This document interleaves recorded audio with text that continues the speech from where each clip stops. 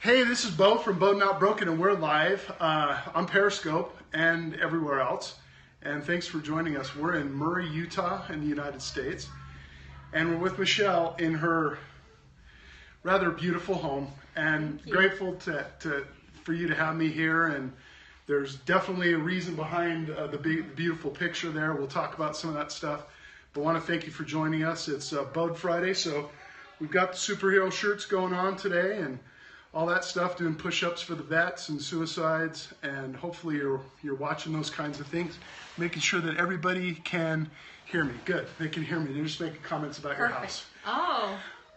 So after we're done with the show, it'll be loaded onto BEAU'DNotBroken.com, and this is the Daily Bend, and it's where we talk to people about their stories, or part of their stories, part of their life, and we talk about how someone or families might be able to help one another out. It's, I call it reality TV at its best, and everything's real, and the things we've been able to do have been just fantastic.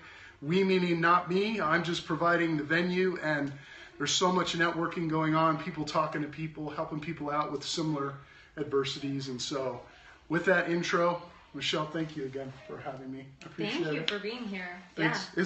This is a beautiful surrounding. I feel like I'm a little underdressed. No, I'm a little underdressed. No, you're good. You'll feel right at home when the kids come walking in. Her kids are pretty cute. And she has a bow. She has a bow. So I have a Beau Taylor. She's a girl, but she's beautiful a bow. Yes, That's right. Little bow. Yes. So. Tell us a little bit about why you're BEAU'D. Why is the family BEAU'D, and what are you doing? I know you're doing a lot of things. So.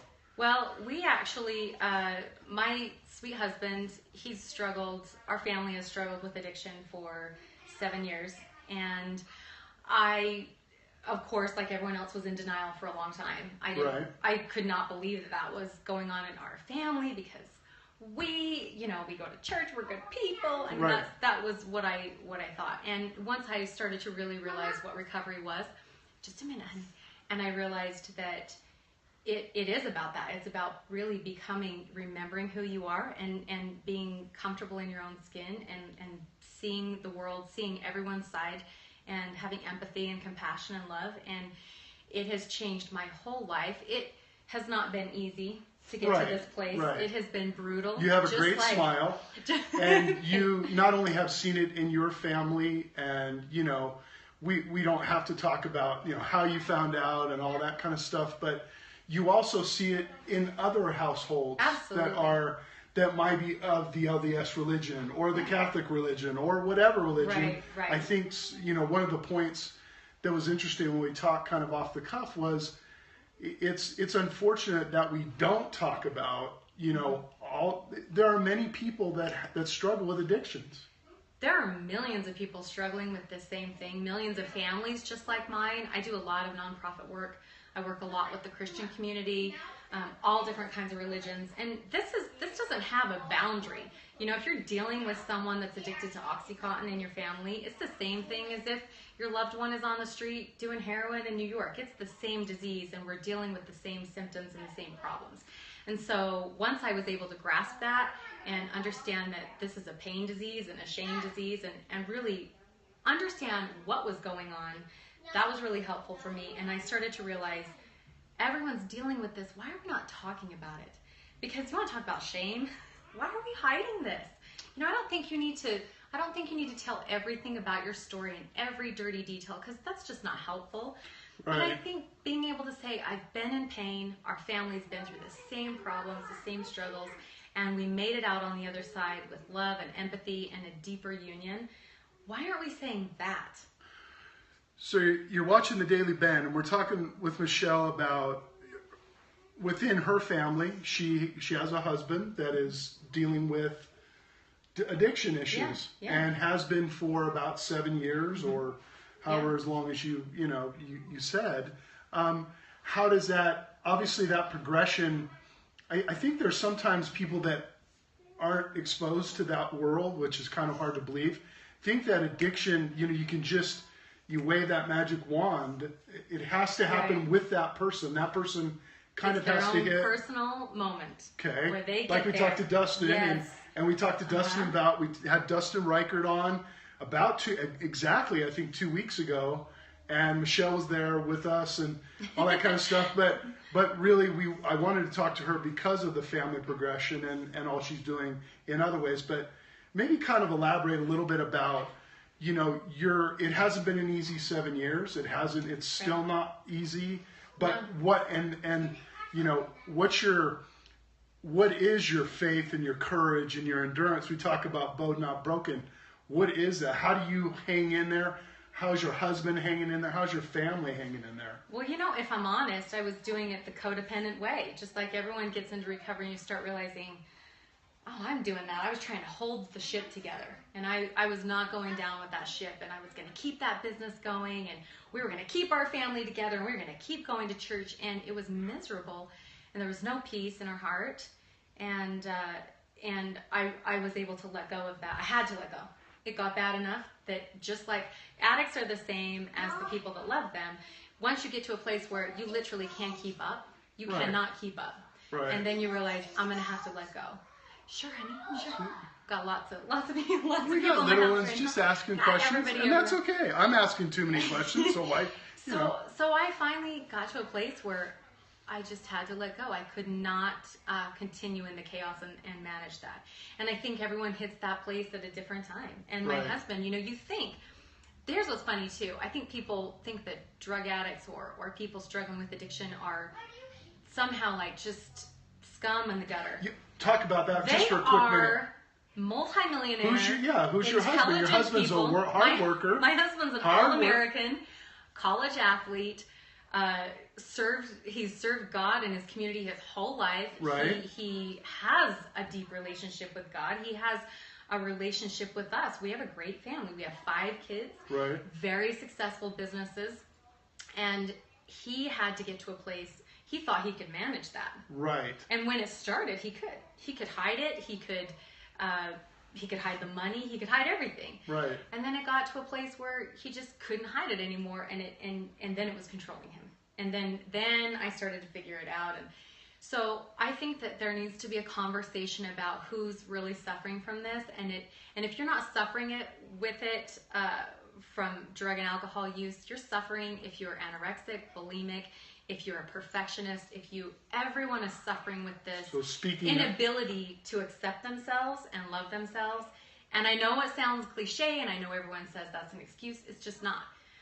I believe that there's justice with it as well. I mean, my husband still has to deal with the wreckage that he created. Mm-hmm. You still have to deal with it. It's not like people understanding recovery, it's a free pass. That's not what we're saying. We're saying compassion and understanding and letting go and seeing the other side is how they can begin to see that it's going to be okay. That's how they can let go of their fear, which is keeping them in addiction. I know the answer to the question probably a little bit, but how did your family, successful, you guys are successful, how did the outer family, the inner family, the friends and neighbors, how have they come to this one? Because I think that's an important question and an important answer, because I think you have a very raw and important answer there. You haven't heard my answer yet. It's really raw. I've been a little surprised to see, there's been a lot of love, right, and a lot of understanding. There's also been a lot of shame from people I just was not expecting to think of my husband, who's this articulate, intelligent, incredibly successful, everything he does, man. Fun, loving. He's such a beautiful person. And to see some people express that shame and like, ooh, you're a drug addict. That's been surprising to me, the lack of understanding. And I get that. I didn't used to understand this game until I was in it. Family, there's been a lot of, it's tough. Denial is tough. It's tough to get through. And I know that there are a lot of families that once, in my situation, it's my spouse. I go to a group with a lot of people, it's their children. Getting out of denial is really hard for people. Because people associate the addiction with who that person is. And so they think, no, my son is wonderful. He's not an addict. He is wonderful. He's also an addict. So he can be wonderful. He can be wonderful. He can be an addict. And he can have a tendency to want to check out. Okay. but he's also wonderful. Right. And spouses, we all have that same problem. My denial was I didn't want to admit to myself that my life was falling apart. It was painful to get to that place where I was able to say, "Yep, we are going to lose it."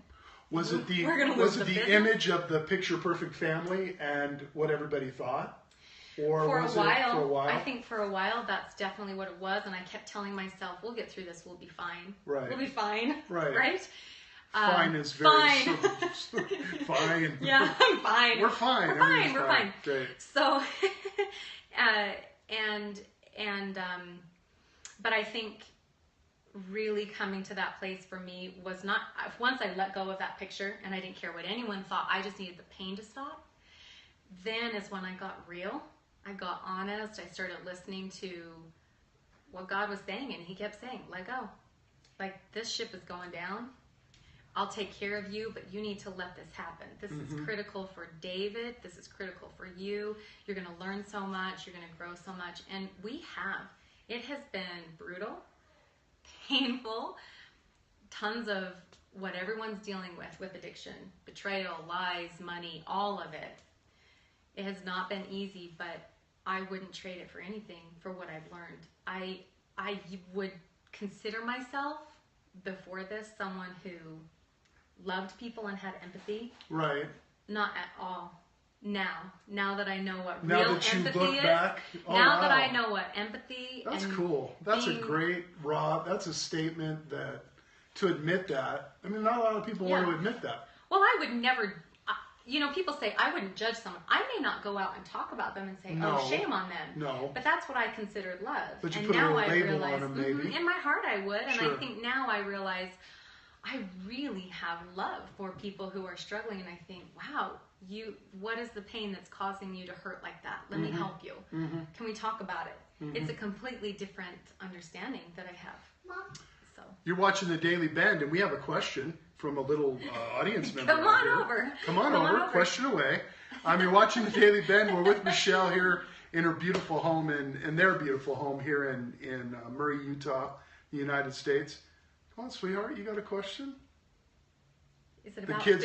The kids are in the other room trying to entertain themselves and everything else, while this weird man in a weird shirt is talking to their mom. Anyway, you good?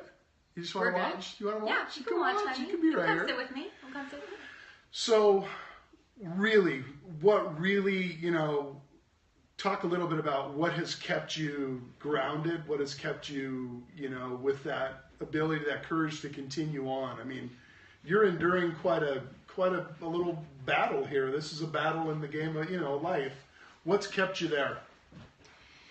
And what's kept Dave there? What's kept your husband there? Well, hello there. There we go. Hi, there's Maya. There you go. Maya's going to say hi. Say hi. Maya's number 4. She's cutie and number 1. Oh, you are not. You are number one. Yes. So, what has kept me in this game and fighting? I kind of have that personality. That's probably what kept me in denial a long time. Hey. You're looking at your Mary pictures. I think my faith, I think my relationship with God, and I think at the end of the day, I could feel it. Because I know a lot of people also in recovery, they can't feel God, they can't, and they don't believe in, and a lot of times I hear people, they hate God, and you know what, I have empathy for that. I understand, if you're in pain, if someone's abused you, you bet that's how you feel. Sure. And I get that. For me, I had never been down that road, and so for me, prayer was a big thing, but honestly, just that feeling in your soul, whether you believe in God or not, that feeling, that compass, that this is the way to go. I knew that I just had a peace. Once I let go of the life, the way things looked, the way things were going to look, our money, everything, I just said, okay, that's it. Let's lose it all. Let's keep our family. Right. Then incredibly, that's when I really gained peace. It's amazing. It's funny to think about. Once we had lost everything, then I thought, wow, now I'm kind of at peace. What's been Dave's kind of bottom? Is he at his bottom? Do you think he's at his bottom? I do. I hope so, but I'm also really aware of the game, and Right, I've decided to play this game. I'm aware that that's a choice I make to be with a recovering addict. That, that's something that we'll deal with. But I think his bottom, I would have thought that it would have been losing his company. It wasn't. Right. It wasn't enough. We went down a long path. He got into some trouble legally, which happens, right. With addiction, and that wasn't the bottom. I think the bottom for David was finally, I had a moment where I kind of accepted he was probably going to die. Mm. Kind of had that feeling in my soul, like, you might want to brace yourself. He really might die. And I was able to express that to him and say, I've come to terms with it. I'm at peace. Like, if that's the road that we go down, I'll probably be super ticked at you for leaving me with 5 kids that are grieving. Yeah. There's probably not going to be like super lots of peace right then, but I've made peace with that might be my reality. And I think that also was a moment for him where I just said, I can't continue on this path of chaos. So I love you, and if we don't live together and you can see your kids whenever you want, if you die, you die. Right. Good luck. I love you, and I think that was it. How about the kids? Just, you don't have to go into anything particular, but how has that progression been? Over the years, has that been? Absolutely. It has been the same trauma in our home dealing with addiction as everyone dealing with it at home that's watching. We're all dealing with the same emotional trauma. And me getting into recovery, admitting and looking at myself and working my steps and being honest with myself about me becoming more peaceful and loving myself more and teaching my children that has been critical. This last year it's been incredible. David went to he went to Renaissance Ranch out in Bluffdale a year ago, and that was the first time I started to learn about recovery. And I'm sitting in the room with everybody else, and they start talking about us working on ourselves, and I thought the same thing everyone else at home thinks. I thought, that sounds good. If you could get him off heroin, that'd be great, and then I'm sure everything else will fall into place. So let's worry about him. Let's stop worrying about me. Like, I wanted them to fix him. Right. Just like everybody does. Right. That's a natural response. And then once I realized it's a family thing and we could work on that, it's been life-changing for my children. We talk about our feelings. They know not to be ashamed of things. We are raising them completely different than we would have had we not had this disease in our family. And so I consider it a huge gift. I think my kids are going to be powerhouses because of it. Yeah, and I think you're probably becoming the big powerhouse too. Tell us, okay, enough of the questions about all that kind of stuff. What do you do? What are you doing besides being a mom and, wife of in my someone? spare time? Yeah, what are you doing in your spare time? Because I wanted to talk about that because, I think you have the opportunity, the whole aura about you. You're gonna, you talked about maybe a podcast and you talked about all this other stuff. You're gonna knock them dead if you do that. You just make sure you remember me when have me on once in a while. I named one of my kids after you, Bo. Oh, there right? you go. There, good. yeah, you didn't even know. You. It was just one of those. So what do you're doing a lot more than just helping and saving and teaching your family. I've been blessed. Yeah. Oh, I love that picture. So I've been blessed actually through this. I had to go back to work just like everyone else does. I never thought this would be a situation for me, and it has become so. And so I was blessed to be able to get into some nonprofit work, and I've dealt with a lot of nonprofits, and I still contract and do that, and run a few other companies, and it's been incredible to watch how the entire world, every connection I could ever think of, has just come into play. I was just telling you, I just spoke with someone from Hopeland yesterday with my partner, David Barlow. He does amazing work. And this guy, Nick used to be over recovery and I'm not sure if it was prevention, but recovery and I can't remember what exactly, but a lot of work with the youth in the UK. So he has brought that. They're now just really working on education, on getting these orphans who are going to end up on the streets doing heroin if they're not able to connect and get rid of the shame and get rid of that pain. If they're not able to make that human connection, they're going to end up there. And so they're doing so much work in that. I've worked with Grace House. They do recovery for children who have been traumatized all over the world, whether they are abused, sexually abused, trafficked, if they are orphans or refugees, just tons of work. And so there are a lot of like-minded people coming out and saying, enough is enough, let's talk about this real thing. It's a real thing. It's a real thing. Where aren't we talking about it? Shame. And I think I used to be, let's be honest, I'll tell you the truth. I used to be one of those people who believed in pull yourself up by your bootstraps. Get it done. My dad was a Marine. Right. Like, get it done. Something's wrong. Stop taking drugs.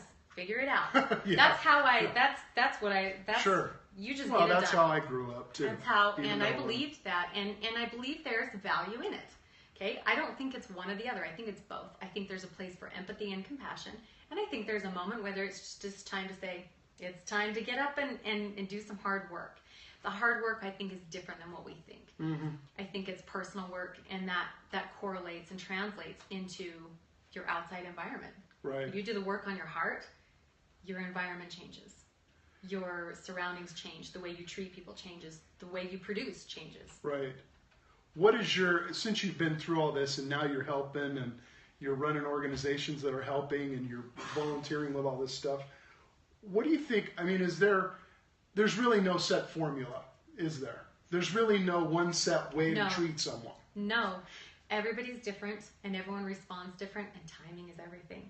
But love, I realize people think that sounds ridiculous. Right. It's the same. Right. It's the same wherever you are, and that's honestly what people are missing. They're missing the influences of a father or a brother. Absolutely. Or a coach. Absolutely. Or a mom or a sister or someone. It seems to me that 20 plus years of policing and being a police administrator and allocating millions and zillions of dollars towards drug enforcement and all the things that happened over my lifetime, it's almost like I'm not advocating anything other than my point is that there's got to be a better way. Absolutely. And we've got to talk about it. Yeah. We've got to talk about it at church. Yep. We've got to talk about it in the business realm. We've got to talk about it in sports. We've got to talk about it in music. We got to talk about it all the time. But if we hold up on it, am I going in the right direction? Absolutely. When you shine the light on anything, the darkness goes away. Let's just the shame can go away if people will start connecting and being honest about their stories, their experiences, because in every situation, every business, every sports team, someone is dealing with this. Right. Whether it's drug addiction or some other form. People are acting out from pain. Sure. And so if people would have the courage to get real, I think the more, I love what you do because you're giving people the courage to say, you're giving them hope and you're giving them the courage to say, you know what? There are a lot of people doing this. And the thing we don't talk about too is when I first sat in the room and started learning about recovery, my husband grew up with two parents in a loving environment where they took care of their kids. They always had food and shelter and everything that children need. Shame is shame and pain is pain. And everyone has different experiences in life. And so being honest about just if you live in a suburban, neighborhood and have two parents, it doesn't mean you're not going to experience this. Let's just get real. Right. Meaning, just get honest. Right. And the parents aren't bad parents because they're not beating him. He wasn't, he didn't have those kind of deep issues, but they're there. Right. You're watching The Daily Bend, and we've been talking to Michelle about addiction. We've been talking about how addiction has, affected her family and other families, and really, the whole focus of this show, at least today, is that reach out. I mean, if there are people watching, if there's parents, if there's even addicts that are watching, that, learn from the stories of the people that are here, that are on, to maybe maybe take that step a little bit quicker and understand it a little bit more, and maybe, have a little bit, if you're someone that's dealing with that and you're watching and you've, almost had to mortgage your house because of, someone that's in your family that's had problems with the law and addictions and all the things that go along with it. I think people telling their stories is important to let other people maybe take some action. Yeah, to let people know you're not alone. And the faster you get out of denial, the faster you can get out of pain. That is all there is to it. And I think what you said about you going to the recovery and recovering yourself is important, because I think a lot of people think, well, I don't have to do anything. Sure. They're the ones that have They're the problem. They're the ones using. And it doesn't mean that you have the problem. It's just you're not quite sure how to deal with that. The problem is being human. The problem is having anxiety, worry, stress, not being able to handle life, and we all act it out differently. So I didn't ever use drugs or have that problem. I'm like a recovering perfectionist. Clearly. Recovering perfectionist. So, and there's a lot of people like you out there. And I cared about how things looked, and I cared about being the perfect family, and those things cause anxiety too. And that's how I dealt with my anxiety. That's how I decided I was good enough, was being perfect. And it's the same disease. It may not be as damaging at the time, but it's the same thing to your soul. Right. You're still a slave to it. Right. And so if we want to get honest, this is a disease. It's being human. Right. It's being human. Right. And not being perfect, and having insecurities and having things that make you feel like you can't keep going on. Well, I don't know anyone in the world, if they're honest, that hasn't felt that at some time. Right. Right. Even great families that have it together and no problems, they have those moments. Everyone goes through that. So I think getting really honest about it, the more honest we can get, the more we can connect, and we can be a family, a human family, take the shame out of it. We can stop this from coming up through all the generations, and our kids, we can help them, teach them to talk about their feelings, to not be ashamed, and also, teach them at the same time to step up and do all these certain things, but teaching them confidence and the ability to love themselves is part of it, but not shaming and not being so afraid to be like, yeah, we got that problem too. They're both. It's not one or the other, and I think most people think it's one or the other. One or the other, yeah. It's not. It's both. Yeah. Is that your final answer? That was pretty profound. Do you have any other final thoughts about, what do you have a website, or anything, anywhere somebody could go to? I know you're on the show, but is there anywhere you would send people? Is there for choices of recovery and talking about things? So one thing, it's interesting. It's like the universe chose my family, right? Like it chose you to give this message. So I have just so many people have come to the table, and I felt like, there needs to be a way for this to happen. So we are just creating, it's called livetruth.com. Yeah. Livetruth.com. Live Truth, L-I-V, and it stands for Live in Vulnerability. Are you up and running on that? We are up and running. Okay. There's still a lot we want to do, but we are up and running. And so, hey, Maya, will you open the door? It's Laurie. Please, sweetheart. Thank you, baby. And, perfect. So livetruth.com. You're okay. Come on in. Livetruth.com. And it's for people who are willing to get vulnerable, get into recovery. Whether you're an addict or not, this is life changing. It's not about drugs. It's about becoming the best that you can be. It's about becoming a loving and empathetic human being. She mentioned a word called vulnerability, and we've had a lot of guests on that have talked about vulnerability, and that's what I also hashtag vulnerability on this show. And so I just want to thank you, and I want to thank you.